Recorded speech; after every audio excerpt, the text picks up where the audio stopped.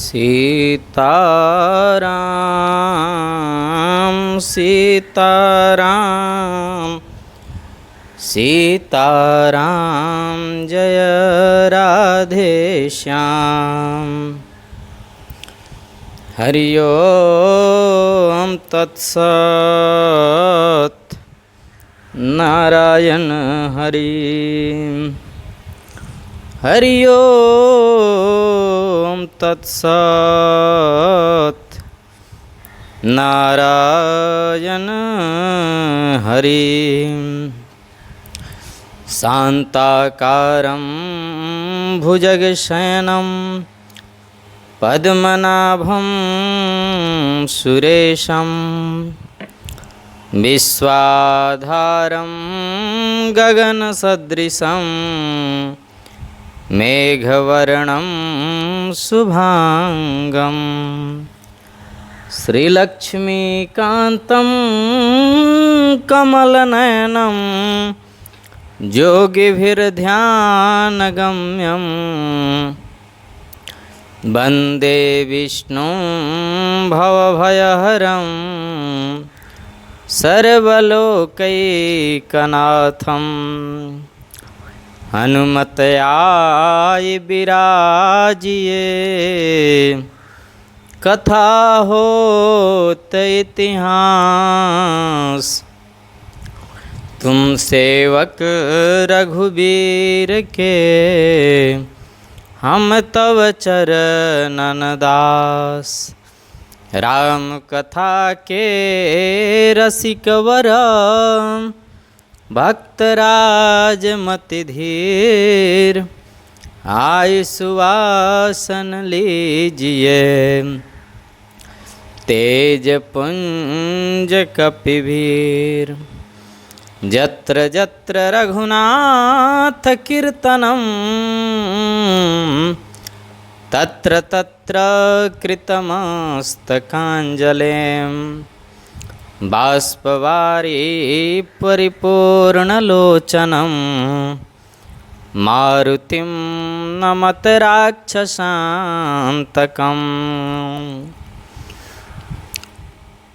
जय जय श्री राधा रमन। जय जय नवल किशोर। जय गोपी चितचोर प्रभु। जय जय माखन चोर।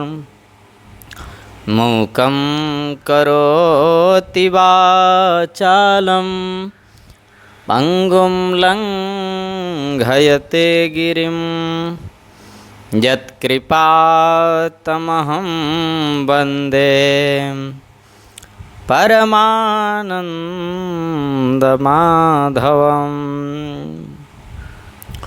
जय जय श्री सीताराम। प्रेम से बोलिए लक्ष्मी नारायण भगवान की जय। सद्गुरुदेव भगवान की जय। जगत जननी जगदम्बा की जय।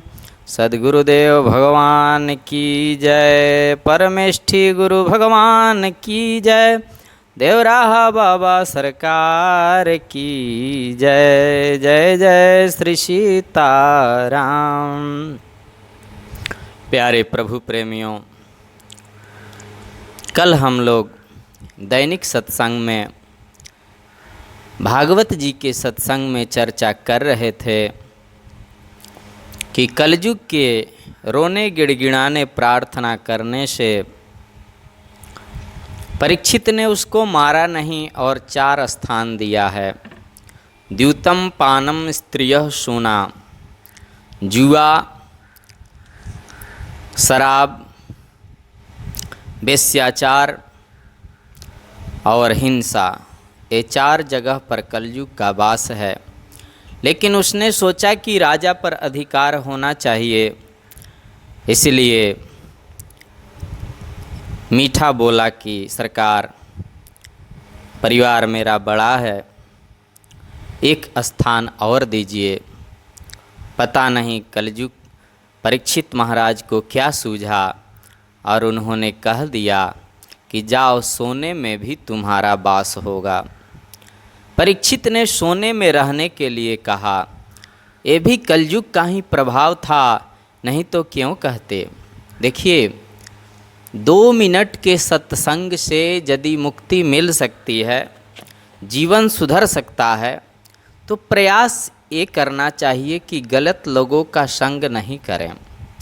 गलत लोगों के संग करने से उसका परिणाम भी बुरा होता है। जैसे परीक्षित थोड़े ही देर के लिए संग कर लिए कलयुग का, तो उसका प्रभाव उन पर पड़ गया और हमारे जीवन का सबसे पवित्रतम धातु, सबसे महंगा धातु, सबसे कीमती धातु सोना है, वो कीमती स्थान परीक्षित ने दे दिया कि जाओ सोना में भी तुम्हारा वास होगा। सुनते ही कलयुग ने सूक्ष्म रूप लिया और परीक्षित के माथे में बंधे सोने के मुकुट में होकर मस्तिष्क में प्रवेश कर गया। क्यों जी? और गीता में भगवान कहते हैं, धातु नामस्मि कांचनम। भगवान कृष्ण का अपना वचन है। भागवत में भी लिखा है कि दुनिया के जितने धातु हैं उन धातुओं में सोना मैं हूँ। ऐसा भगवान बोलते हैं, अपनी विभूतियाँ बताते हैं ना भगवान। पक्षियों में गरुण जी मैं हूँ, जलाशयों में गंगा मैं हूँ, जितने व्रत हैं उसमें अहिंसा नाम का व्रत मैं हूँ, ऋषियों में बृहस्पति मैं हूँ। और बताते बताते भगवान कहते हैं, धातु नामस्मि कांचनम। दुनिया के जितने धातु हैं उसमें कांचन माने सोना मैं हूँ। अब बताओ, अब सोने में भगवान का वास है तो उसमें कली वास कैसे कर सकता है। परीक्षित ने सोने में कलयुग को भेज दिया और सोने में भगवान पहले से बैठे हैं। ये दोनों संगतियाँ कैसे होगी? वेद में भी लिखा है, हिरण्यगर्भ समवर्तताग्रे भूतस्य जातः पतिरेकयासीत् सदाधार पृथिवीं यामुपेयाम कस्मै देवाय भिखा विधेम। वेद में भी भगवान का नाम हिरण्यगर्भ है। आपने देखा होगा वैष्णव लोगों के घर में शालिग्राम की पूजा होती है ना, वो गोल गोल गुलाब जामुन जैसे होते हैं शालिग्राम जी। वो शालिग्राम जी की कभी प्राण प्रतिष्ठा नहीं होती, क्योंकि वो प्राण प्रतिष्ठित ब्रह्म हैं। विश्व में ऐसा कहा जाता है कि दामोदर कुंड में जहाँ गंडकी नदी निकलती है वहीं शालिग्राम जी मिलते हैं। और जो असली शालिग्राम जी होते हैं उनमें सुवर्ण का अंश पाया जाता है। हमने तो यहाँ तक सुना है कि गंडकी नदी में आप तुलसी डाल दें तो सीधे शालिग्राम जी के ऊपर वो तुलसी पत्र चला जाता है। प्रेम से बोलिए जय श्री कृष्णा, जय सिया राम, नारायण हरि। और सोने में सुवर्ण का, उसमें शालिग्राम भगवान में सुवर्ण का अंश पाया जाता है। लोगों को पता चल जाए तो फोड़ फोड़ के सुवर्ण निकालने लगेंगे। तो शालिग्राम जी को बिना प्राण प्रतिष्ठा का ब्रह्म कहा जाता है। क्यों? क्योंकि सुवर्ण है उनमें, और सुवर्ण भगवान का रूप है। हमारे यहाँ मंदिरों में सुवर्ण का कलश भी बनाते हैं। सुवर्ण की बड़ी पूजा होती है क्योंकि उसमें नारायण रहते हैं। और परीक्षित कहते हैं कि सोने में कलयुग का वास, ये तो गड़बड़ हो गया। तो कहते हैं कि ईमानदारी से कमाया गया जो सोना है उसमें भगवान वास करते हैं, और बेईमानी का कमाया गया जो सोना है उसमें कलयुग रहता है, भगवान नहीं रहते। जय श्री कृष्णा। हाँ, इसका मतलब तो आप ये कहना चाहते हैं कि परीक्षित ने जो मुकुट पहना है वो बेईमानी का है। बोले तो और क्या, ईमानदारी का है। ये मुकुट तो परीक्षित का था ही नहीं, ये तो इनके बाबा थे ना, भीम बाबा। वो भीमसेन जब गए थे जरासंध से युद्ध करने, तो जरासंध का मुकुट जरासंध को मार दिया था और उसी के मुकुट को लेकर आए थे। पहले नियम था ना, जिन जिन राजाओं को बंदी बनाते थे उनके मुकुटों को बांध के लाते थे, कहते थे कि हाँ इतने राजाओं को हमने जीत लिया। अब वही मुकुट रखा था खजाने में और राजा परीक्षित ने वहीं पहन लिया जरासंध वाला मुकुट, इसलिए तो कलयुग घुस गया। कदाचित तो पांडवों का होता तो शायद न भी जाता, परे होना था, ये भी कलयुग का प्रताप है। और आज राजा परीक्षित ने वो गलती कर दी जो इनके पूर्वजों ने कभी नहीं करी।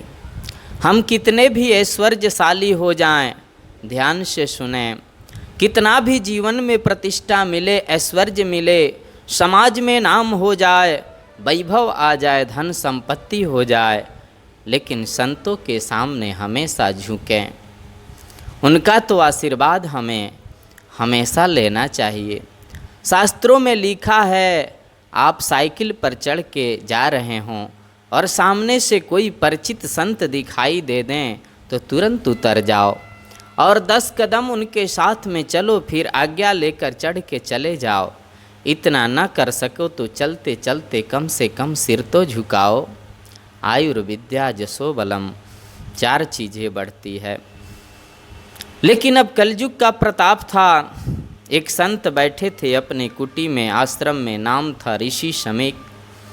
बड़ा तेजस्वी महापुरुष समाधि में बैठे थे और मन की वृत्तियाँ एकदम अंतर्मुखी हो चली थी। राजा परीक्षित ने जा कर के देखा, महात्मा जी, हम परीक्षित बोलते हैं, प्यास लगी है, पानी मिलेगा? लेकिन संत तो अंदर जा चुके थे।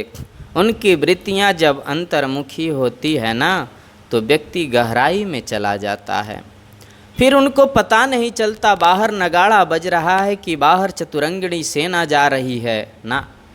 इसलिए मन की वृत्तियाँ जिसकी अंतर होती है उसको डिस्टर्ब कभी होता ही नहीं, और जिसकी वृत्तियाँ ही बहिर्मुखी बनी हुई है वो शांति की खोज खोजता है। कहाँ बैठूं, क्या करूं, कैसे करूं। और वृत्तियाँ जिसकी अंतर्मुखी है वो चौराहे पर बैठकर भी कर लेता है, कोई फर्क नहीं पड़ता। अरे महाराज जी सुनते नहीं, हम राजा परीक्षित बोलते हैं, भूख लगी है, थोड़ा कुछ खाने को मिलेगा, कुछ नहीं तो कम से कम पानी तो दीजिए। महात्मा जी ने कुछ कहा नहीं तो राजा को रोष आ गया। अब एक कलयुग बोल रहा है, ढोंगी बाबा मालूम पड़ता है, पाखंडी बाबा मालूम पड़ता है, मुझे कुछ देना न पड़े इसलिए आंख बंद करके बैठा है, और इसको पता नहीं कि हम भारत के सम्राट बोल रहे हैं। बगल में पड़ा हुआ था मरा हुआ काला नाग। राजा ने अपने बाण से उठाया और उस मृत सर्प को महात्मा के गले में डाल दिया। चले गए, एकदम स्थिति बदल गई। शमीक मुनि को तो मालूम ही नहीं कौन क्या कर गया। उनके बड़े तेजस्वी पुत्र का नाम है श्रृंगी। श्रृंगी ने आकर के देखा, अरे मेरे पिता महाराज के गले में क्या हुआ, मरा हुआ सर्प किसने डाला? छोटे छोटे ऋषि कुमारों ने कहा, एक राजा आए थे, आपके पिताजी से भोजन पानी की याचना कर रहे थे, ये कुछ बोले नहीं तो वहीं सांप डाल के चले गए। श्रृंगी ने सोचा कौन कर सकता है ऐसा, तुरंत आंखें बंद की और समाधि में देखा कि राजा परीक्षित थे। श्रृंगी ने एक पल भी विचार नहीं किया, तुरंत गंगाजल हाथ में लिया, बोले राजा परीक्षित को बहुत गुमान है कि मैं भारत का सम्राट हूँ। अरे मेरे निरपराध परम तेजस्वी पिताश्री जिनकी मन की वृत्तियाँ अंतर्मुखी हो चली थी, समाधि में बैठे थे, उनके गले में मरा सर्प डालकर चला गया राजन। मैं साप देता हूँ, आज के 7वें दिन परीक्षित को तक्षक सर्प डस देगा और उसकी अकाल मृत्यु हो जाएगी। मेरा साप है। शुत जी महाराज कहते हैं, बाघ वज्र विससृज्य, उसने मानो बाणी रूपी वज्र चला दिया, बाणी रूपी ब्रह्मास्त्र चला दिया। राजा ने घर जाकर अपना मुकुट उतार करके रखा तो उनको पश्चाताप हुआ, ये मैंने क्या किया, एक महापुरुष के गले में मरा हुआ सांप डाल के चला आया। जो गलती मेरे पूर्वजों ने कभी नहीं करी वो गलती मुझसे क्यों हो गई। बड़ा भारी रोष है, बड़ी मन में चिंता है, लेकिन कुछ भी हो सकता नहीं। मैं सुबेरे जाऊंगा, महाराज जी के चरणों में गिरूंगा और उनसे क्षमा याचना करूंगा और जो दंड वो निर्धारित करेंगे उसको भोगूंगा। यहाँ सायंकाल समीक मुनि की समाधि खुली। अरे मेरे गले में मरा हुआ सर्प किसने डाल दिया? ऋषि समीक ने सोचा किसी ऋषि ने मेरी परीक्षा लेने के लिए ऐसा किया होगा। कोई बात नहीं, सर्प अलग डाल दिया, विचार भी नहीं किया। लेकिन बड़े रोष में बैठा है उनका बड़ा बेटा ऋषि श्रृंगी। पुत्र क्या बात है, उदास क्यों है? अरे बेटे तुम्हें कष्ट क्या है? गोदी में बिठाए बोले पिताजी राजा परीक्षित आए थे और आपके गले में मरा हुआ सर्प डाल के चले गए। कोई बात नहीं बेटा, राजा तो हम सब के रक्षक हैं, गलती हम ही लोगों की है। हमारे देश का राजा आया तो हमारा कर्तव्य बनता है ना कि हम उन्हें जलपान कराते। राजा जंगल में आए होंगे, बेचारे रास्ता भूल गए होंगे, भटक गए होंगे, भूख प्यास लगी, मैं समाधि में था, तुम लोगों ने ध्यान नहीं दिया। कोई बात नहीं, रोष में आके गले में सांप डाल के चले गए। अरे बेटा हम तो ऋषि हैं, हाँ कोई गुलाब की माला पहनावे तो भी उसके कल्याण की बात सोचो, और कोई हल्का अपमान भी कर जावे ना तो भी प्रभु से कहो इनका भी कल्याण हो। फिर वो तो राजा हैं, हमारे सम्राट हैं, होंगे राजा। ऐसा दंड दिया है मैंने पिताश्री उन्हें कि जीवन में ऐसी गलती नहीं कर सकते और कोई नहीं कर सकता। क्या किया तूने? आज के 7वें दिन परीक्षित को सर्प डस देगा, उनकी अकाल मृत्यु हो जाएगी। अरे पागल, ये तूने क्या किया? समीक मुनि के आंखों में आंसू आ गए। इतनी सी गलती के लिए इतना भयंकर साप, मृत्यु दंड, ये ठीक नहीं किया बेटा तूने। क्योंकि तितिक्षया कारुणया मैत्र्या चाखिल जंतुषो समद्वेन च सर्वात्मा भगवान संप्रसीदति। आगे वर्णन आएगा। भक्त कैसा हो, ऋषि कैसा हो, बड़े से बड़े कष्ट को भी मुस्कुरा करके सह ले। करुणावान होना, प्राणी मात्र के प्रति दया का भावना रखना। जरा सी गलती के लिए इतना भयंकर शाप, अच्छा नहीं किया तूने बेटा। लेकिन जो बाण निकल चुका वो लौट के आता तो नहीं है। अपने शिष्य को बुलाया, गौरमुख आओ मेरे पास। जी गुरुजी, राजा परीक्षित के पास जाओ बेटा। अरे ऐसा महापुरुष न रहेगा तो प्रजा की रक्षा कौन करेगा? तुम लोग जानते नहीं, हम लोग जंगल में विचरण करते हैं निर्भीक, क्योंकि परीक्षित सब संतों का भार अपने ऊपर लिए हुए हैं। न शेर का भय है, न चोर डाकू का भय है, निर्द्वंद निर्भीक विचरण करते हैं हम। जाकर के परीक्षित से कहना कि मेरे इस क्रोधी पुत्र ने उनकी जरा सी गलती के लिए उनको भयंकर शाप दिया है। आज के 7वें दिन उनको तक्षक सर्प नस देगा, और परीक्षित चाहें तो अपनी मुक्ति का उपाय कर सकते हैं। गौरमुख ने आकर के समाचार जब परीक्षित महाराज को सुनाया और परीक्षित ने सुना तो मालूम है क्या जवाब दिया? सुनिए, आपके ऋषि कुमार ने मुझे 7 दिन में मरने का शाप देकर बिल्कुल अच्छा नहीं किया। क्यों? क्योंकि जिस मेरे शरीर ने महापुरुष संत का अपमान किया है, 7 दिन क्या, मैं तो 7 मिनट भी इसको रखना नहीं चाहता। मेरे ऊपर वज्रपात हो जाए, बिजली गिर जाए, मर जाऊं मैं, प्राणांत हो जाए, लेकिन संताप राजी शरीर को मैं रखना नहीं चाहता। ठीक है, 7 दिन का समय मिला है, चेहरे पर उदासी नहीं है। आनन फानन में बेटा को राजगद्दी पर बैठाया। पत्नी बोली क्या बात है, आप कुछ खुश नज़र आ रहे हैं। बोले देवी, मैं एक सत्य बात तुमसे कहना चाहता हूँ जो निश्चित रूप से सत्य है। बोले क्या? ये तो कन्फर्म हो गया कि 7 दिन से पहले मेरी मौत नहीं हो सकती। बोलिए जय श्री कृष्णा, जय सिया राम, नारायण हरि।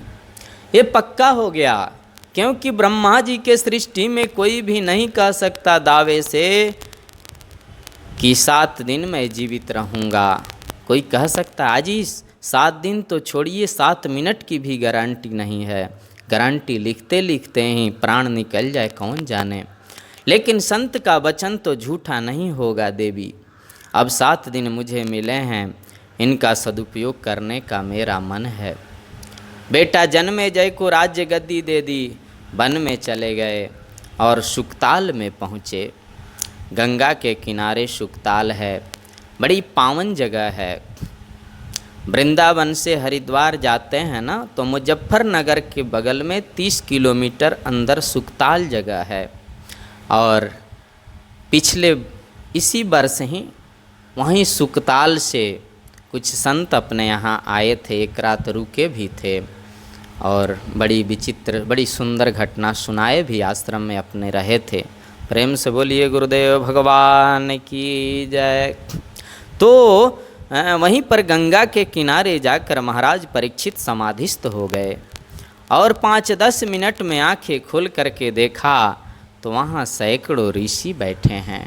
आहा, अत्रि वशिष्ठ च्यवन शरद्वान अरिष्ट नेमि भृगुरंगिराश्च पराशरो गाधिसुतोऽथ राम उतथ्य इंद्र प्रमदेत्म बाहौ। बड़े बड़े संत महात्मा अमलात्मा ज्ञानी पधारे, सबके आँखों में आंसू है। एक झिलनी सी धोती पहने राजा परीक्षित, कोई आभूषण नहीं, बिल्कुल ऋषि स्वरूप हैं। हाथ जोड़कर बोले, आप लोग अब ध्यान से सुने। इस सभा में सुखदेव जी के परबाबा वशिष्ठ जी बैठे हैं, सुखदेव जी के बाबा पराशर जी भी बैठे हैं और सुखदेव जी के पिता वेदव्यास जी भी बैठे हैं। राजन, हमने जब ये सुना कि राजा परीक्षित को 7 दिन में मरने का शाप लगा है, भजन में मन नहीं लगा और हम लोग दौड़े चले आए। राजा ने कहा, एक बात पूछूं, अब मैं इसको शाप कहूं कि वरदान कहूं? ये क्या है कि यदि मैं शाप कहूं कि ऋषि कुमार ने मुझे शाप दिया तो शाप का फल तो ये नहीं हो सकता कि हजारों संत एक साथ दर्शन देने आ जाएं। भगवान शिव कहते हैं कि गिरिजा संत समागमा समन लाभ कछुआनी, बिनु हरि कृपा न मिलहि शोक गावत वेद पुरानी। महाराज, यदि मैं पूरा प्रयास भी करता तो एक साथ गणमान्य संतों का दर्शन मुझे कभी जीवन में नहीं होता। वो ऋषि कुमार ने शाप नहीं, बहुत बड़ा वरदान दिए हैं मुझे, जो संत भगवान कृपा करके स्वयं दर्शन देने आ गए। लेकिन मेरे बाबा कहते थे कि अन्न का कण और संतों का क्षण बर्बाद नहीं करना चाहिए, इसलिए मैं आप लोगों का समय पूजा माला पहनाने में और तिलक में बर्बाद नहीं करूँगा। मुझे सिर्फ इतना बतला दीजिए कि जल्दी मरने वाले की मुक्ति का उपाय क्या है। आधी लाइन का क्वेश्चन है। जिसको 7 दिन में मर जाना है उसकी मुक्ति का उपाय क्या है। अब तो महाराज ऋषियों की आपातकालीन मीटिंग चल रही है कि भाई 7 दिन में कैसे। एक बोले कि 9 दुर्गा पाठ भी कराएं तो 9 दिन लगेंगे, माँ कृपा कर दें। एक ने कहा महामृत्युंजय का जप कराएं तो नियमतः 41 दिन लगते हैं। क्या करें, अपने अपने अनुष्ठान सब बता रहे हैं। कोई 11 दिन का, कोई 21 दिन का, कोई 41 दिन का, कोई 1 महीने का, पर 7 दिन में मुक्ति कैसे हो, ये निर्णय नहीं हो पा रहा है। कि तत्रा भवत भगवान व्यासपुत्रो जद्रेच्छया गामट मानो नपेक्षः अलक्षलिंगै निजलाभपूर्णो व्रतश्च बालैरवधूतवेश। भगवान सुखदेव जी महाराज की समाधि टूटी, जो कृष्ण के ध्यान में निमग्न थे। सुखदेव जी अपने पिता से भागवत पढ़े और भगवान के ध्यान में निमग्न हो गए थे। उनकी समाधि टूटी है और उनका मन कहता है चलो परीक्षित के पास, चलो परीक्षित के पास। आहा हा दिगंबरम वरं वक्त्रविकीर्णकेशं प्रलम्बबाहुं स्वमरोत्तमाहं श्यामं सदा पेच्यवयोऽङ्ग्यलक्ष्म्यां स्त्रीणामनोज्ञं रुचिरस्मितेन। दिशाएं ही जिनका वस्त्र है, 4 अंगुल के कौपीन के अलावा शरीर पर कोई वस्त्र है ही नहीं। श्याम वर्ण की दिव्य अंग कांति, चौड़ा वक्षस्थल, लंबी भुजाएं, केस बिखरे हुए, आहा और विचित्र आभा। बोले इतने ऊंचे संत हैं तो इनके पीछे भीड़ लगी होगी। बोले नहीं, बच्चों की भीड़ जरूर थी। नंगा बाबा आ गया, नंगा बाबा आ गया, कोई फर्क नहीं। लेकिन महाराज भगवान सुखदेव जो 16 वर्ष के हैं, अवस्था ज़्यादा भी होगी तो, लेकिन देखने में वो 16 वर्ष के ही दिखे जीवन भर। 16 वार्षिकस्तदा। सुखदेव जी को 16.5 वर्ष का शास्त्रों में कहीं नहीं बताया। जब भी उनकी उम्र बताई 16 वर्ष की ही बताई। 16 वार्षिकस्तदा। और महापुरुष संत जन कहते हैं कि तत्राभवद भगवान व्यासपुत्रो। महापुरुष कहते हैं कि भगवान एवं व्यासपुत्र अभवत। मानो भगवान श्री कृष्ण ही व्यासपुत्र सुखदेव के रूप में प्रकट होके आ गए। भाई एक ब्रह्मास्त्र चला था तो गर्भ में जाके प्रभु ने बचाया था, और मंत्र में ब्रह्मास्त्र लगा है तो गोविंद बोले अब यहाँ ऋषि, क्योंकि मंत्रों के दृष्टा ऋषि होते हैं। जब शस्त्र में ब्रह्मास्त्र चला था तो प्रभु ने शस्त्र से उसे बचाया। अब मंत्र में ब्रह्मास्त्र चला है तो भागवत मंत्र के द्वारा उसको नष्ट करना है। बोलिए जय श्री कृष्णा, जय सिया राम, नारायण हरि। इसलिए ऋषि के रूप में स्वयं भगवान ही आ गए हों, क्या पता।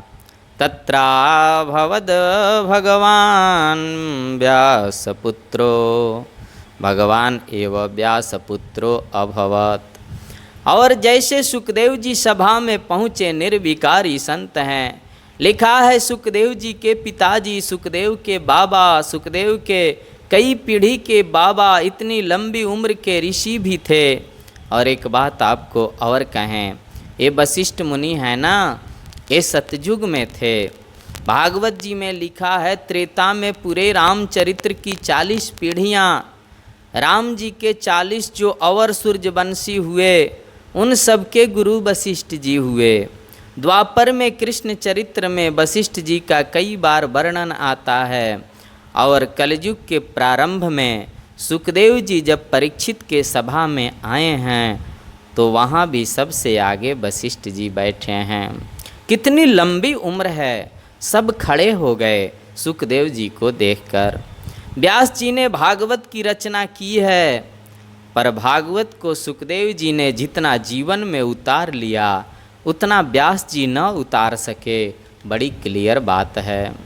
व्यास जी सुखदेव के पिता हैं, लेकिन भागवत में जीवन जितना सुखदेव जी का है उतना महर्षि वेदव्यास का नहीं है। इसलिए 7 दिन में मुक्ति देने का सामर्थ्य भागवत स्वरूप सुखदेव को है, व्यास जी को नहीं है। इसलिए व्यास जी खड़े हो गए। सुखदेव जी ने भगवत दृष्टि से ऋषियों को नमन किया। व्यास मंच पर बैठे। और एक बात आपको बताएं, भगवान सुखदेव जी का नियम क्या है। इनका कोई संग्रह परिग्रह तो है नहीं। ये 5 घरों से भिक्षा लेते, बस परमहंस है ना। और द्वार पर जाकर ये नहीं कहते कि मुझे भिक्षा दे दो। सगोदोहन मात्रमिहि गृहेषु गृहमेधिनाम। जितनी देर में गाय दूही जाती है उतनी देर तक सुखदेव जी द्वार पर खड़े रहते हैं, तकरीबन 6 मिनट। भिक्षा मिल गई तो ठीक है, नहीं तो दूसरे द्वार पर चले गए। 5 के बाद 6वें पर जाना नहीं है, फिर वन में चले जाते थे। अब उतनी देर ही कहीं रुकते हैं जितनी देर गाय दूही जावे। तो ऋषियों ने परीक्षित से कहा कि ऐसा कुछ करो कि ये 7 दिन तुम्हारे पास रुक जाएं। और परीक्षित ने बहुत सुंदर स्तुति गाई। अब भागवत जी के कथा का ऐसा नियम है कि भगवान सुखदेव जी जब व्यास मंच पर आ जाते हैं तो 1 मिनट उनका पूजन स्तुति होता है।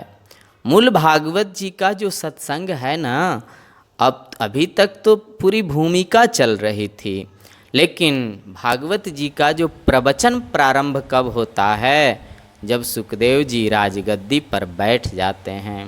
तो एक महापुरुष का बड़ा सुंदर भाव है, बड़ी श्रद्धा के साथ सुखदेव जी के स्वागत का हम भी थोड़ा सा मनन करेंगे और शेष कथा, शेष चर्चा, शेष सत्संग हम लोग कल करेंगे।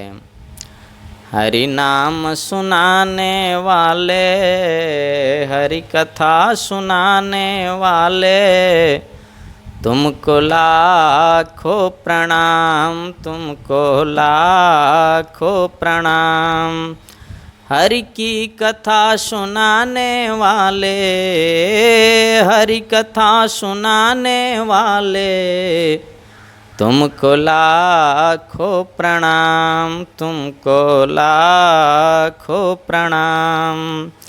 हम भूल गए थे वन में, पल खो बैठे थे तन में। हम भूल गए थे वन में, पल खो बैठे थे तन में। हम भूल गए थे वन में, पल खो बैठे थे तन में।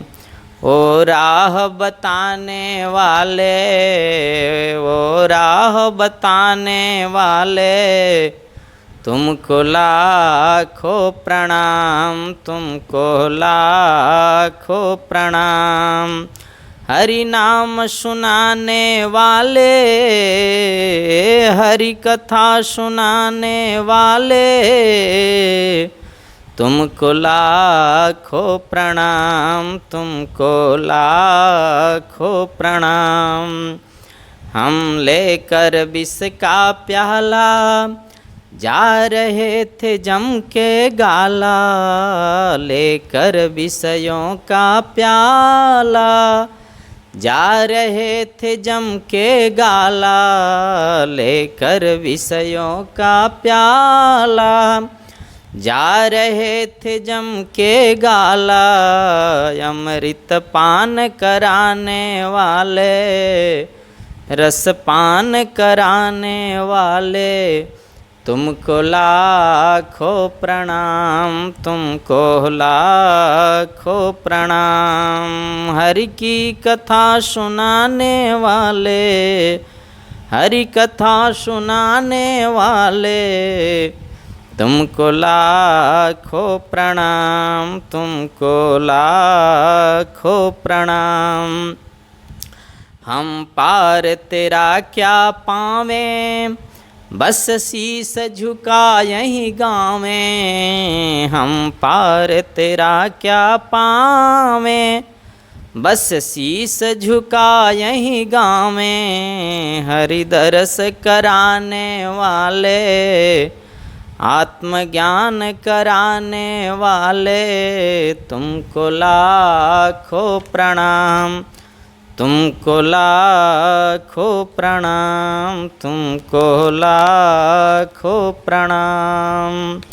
प्रेम से बोलिए सुखदेव जी महाराज की जय, सुखदेव भगवान की जय, सद्गुरुदेव भगवान की जय, देवराहा बाबा सरकार की जय, श्री राम दरबार की जय, हनुमान जी महाराज की जय, परम गुरुदेव शंकर भगवान की जय। जय जय श्री सीताराम, हर हर महादेव शंभो, नमः पार्वती पतये।